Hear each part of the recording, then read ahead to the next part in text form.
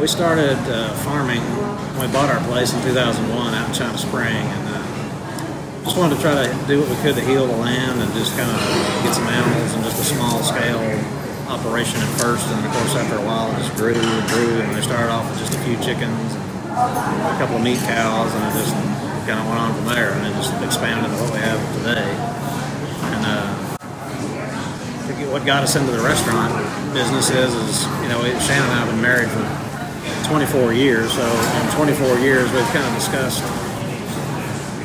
I guess just like everybody else, you know, what would it be like if we were owned a restaurant? So we kind of pulled all that together and what we have today.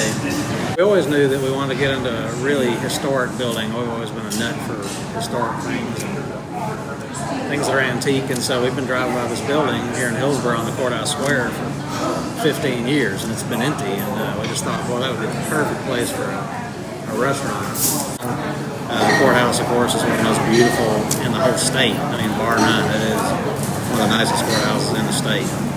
This building, it's an original 1883 two-story. It was built finished in 1883. It's had everything in here between banks and feed stores, grocery stores, auto parts, pizza, dance studio, western wear. This thing's been everything. But the main thing is upstairs, it was the cotton exchange from the 1890s all the way through just past World War II. There's still some people living here in Hill County that remember coming in there with their dad and their grandpa and having their cotton graded upstairs. So it's really, it brings back a lot of memories for a lot of people here in town.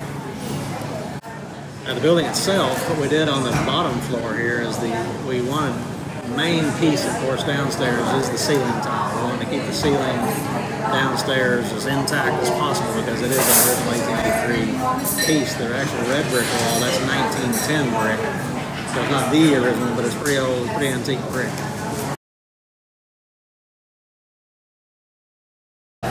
Yeah, every bit of the chicken, eggs, and beef that we cook and prepare here in the cafe is things that we raise at the farm.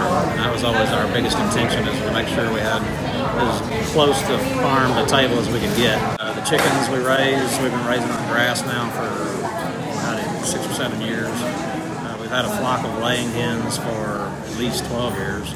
The beef herd that we've been using, I've been using the genetics off of. The herd I have now, I've been working on those genetics for about 6 years now to get them just right, get the flavor right. We process most of our beef at this time of year in the spring because the grasses are better, they're more flavorful, and puts a lot more flavor into the beef because we really want to care about that. We hear that a lot from our customers. We have a lot of people come to the counter and say, you know, I can sure tell the difference in that beef. You know, we can tell, you know, some flavor in that. And it's all because we raise it on grass, and you can tell the flavors. It's a big difference. I mean, a lot of the desserts we fix to order. Everything we do here is fresh. Matter of fact, we just bought a can opener about 3 months ago because we got our canned tomatoes. We got tomatoes canned to go on our marinara sauce. That's about the only thing we need a can opener for. Everything else is freshly made. We get our honey here locally, here from Hill County. It's cotton pollinated honey that we get here in Hill County. Our peaches come from right down the road here in Hill County. We also get sweet corn. I get tea from our organic tea vendor down in West, which is just right down the road from us. We get our breads from Homestead Heritage from their bakery, so we know that's all clean things. We get our ice cream right down the street. Tisket Tasket has the soda fountain down the street. We get our ice cream homemade. We get our own vanilla blend here, so that's real important to us.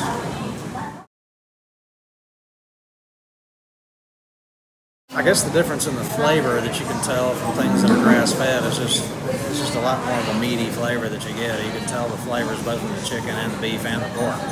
I get a lot of comments on how good the bacon is. I get a lot of comments on you can tell the difference in the chicken, even in something as simple as a salad. You know, just pieces of chicken in a salad, you can really tell the difference. Again, the health aspect of, you know, getting a grass-fed animal.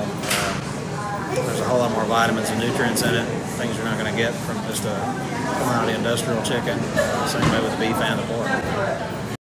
We knew before we even opened the cafe that, you know, a large portion of the people that came in here were just going to be concerned with taste. I mean, that was going to be their #1 priority. We knew right away that, well, as long as it tastes good, that's what they cared about. We also knew that we have a large customer base that are really concerned with the health aspects of it. they really care about where their food comes from. They want to know how it was raised, where it came from, how it was fed, how long has it been sitting in the freezer or the refrigerator or whatnot.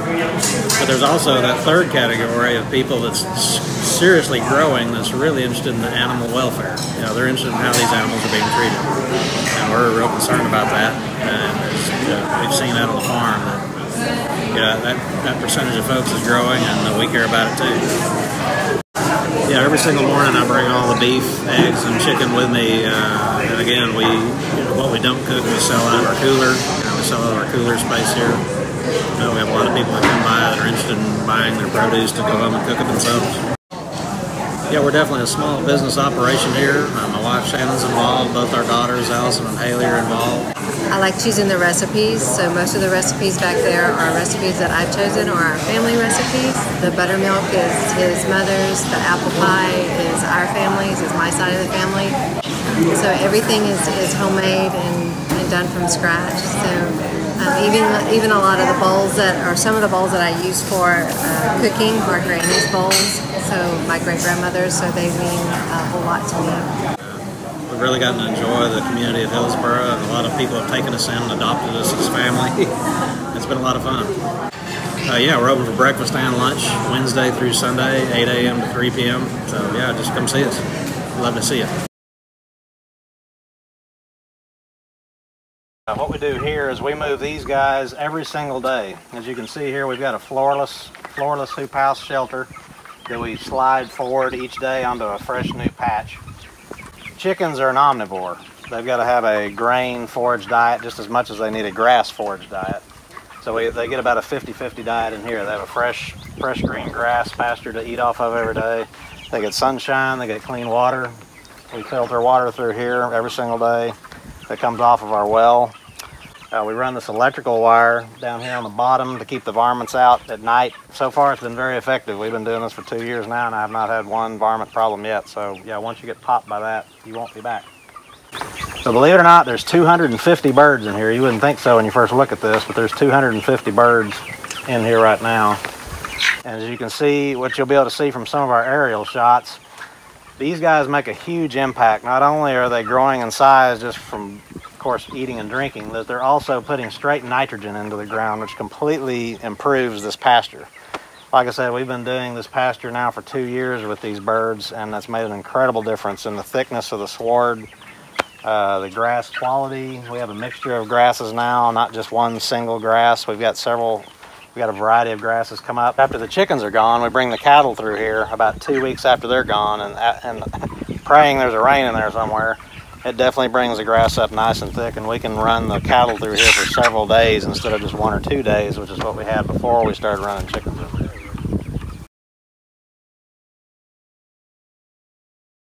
One of the first things you need to do in humane animal treatment is allowing them to live in their God-given environment, which is, of course, the 3 main things for that are sunshine, fresh, clean water, and fresh grass.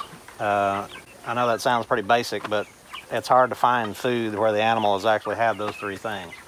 We don't allow any of the cattle or any of the animals to drink out of our fish pond or any of the holding tanks. We don't want them drinking out of water that they can soil in. We keep them fenced out of there.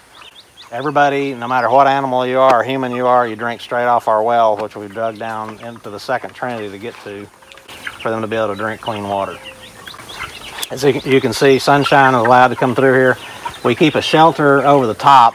This is a shade cloth that's over the poly, which keeps it nice and cool in here. Both ends are nice and open where we can get straight breeze through here. The sides roll down in case there's some rain or one of those crazy cold, wet fronts that we get, of course, in March or April. We can roll the sides down and keep the weather away from them.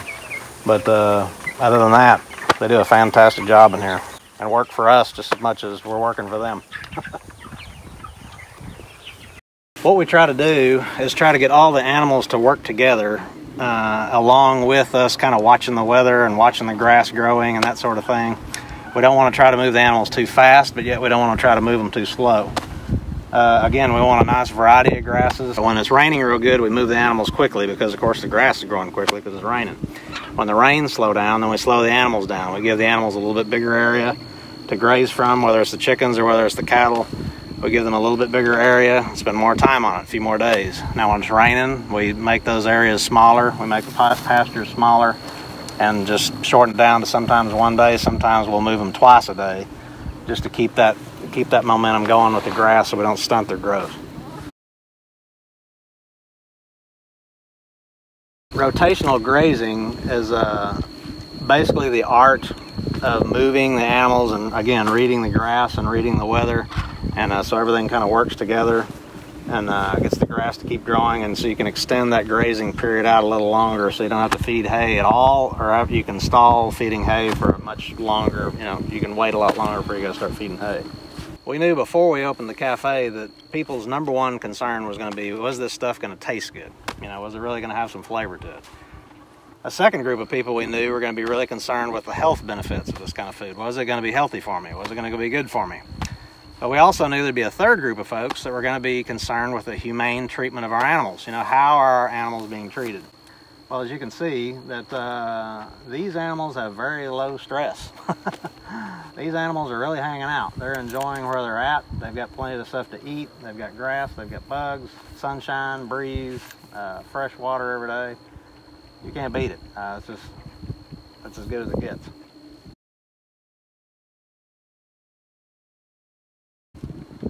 People from the very beginning have asked us, why did you open a cafe? Well, I'd say the number one reason is we knew a whole lot of people just like ourselves were ready to know that their food was coming from a place like China Spring, not China.